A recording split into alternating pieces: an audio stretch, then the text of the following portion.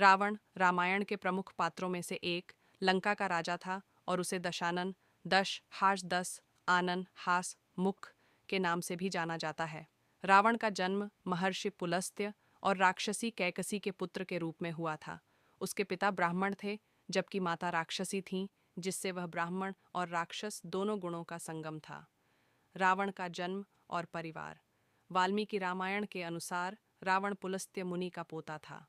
उसकी माता कैकसी ने अशुभ समय में गर्भ धारण किया, जिससे रावण और कुंभकर्ण जैसे क्रूर स्वभाव वाले राक्षस उत्पन्न हुए।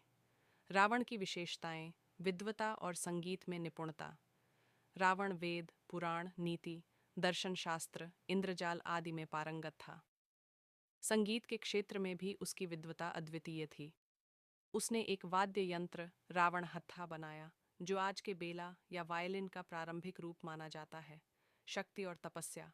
रावण ने भगवान शिव की घोर तपस्या की और उनसे चंद्रहास नामक खड्ग प्राप्त किया। उसकी शक्ति और तपस्या के कारण वह देवताओं, ऋषियों, यक्षों और गंधर्वों से भयभीत था। रावण का शासन और लंका। रावण के शासनकाल में लंका समृद्ध और शक्तिशाली राज्य था। उसने लंका को स्वर्ण रजित महलों से सजाया, जिससे उसे सोने की लंका भी कहा जाता था। रावण और सीता का अपहरण।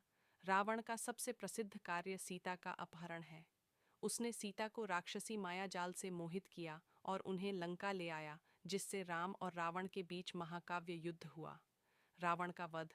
राम ने रावण का वध किया, जिससे राक्षसों का आतंक समाप्त हुआ और धर्म की विजय हुई। रावण का वध दशमी तिथि को हुआ था, जिसे विजयादशमी या दशहरा के रूप में मनाया जाता है। रावण का चरित्र जटिल और बहुआयामी है। वह एक महान विद्वान, तपस्वी और संगीतज्ञ था, लेकिन उसकी अहंकार और दुष्कर्मों के कारण उसे नकारात्मक रूप में प्रस्तुत किया गया है। उसकी कहानी हमें यह सिखाती है कि ज्ञान और शक्ति का दुरुपयोग विनाश का कारण बनता है।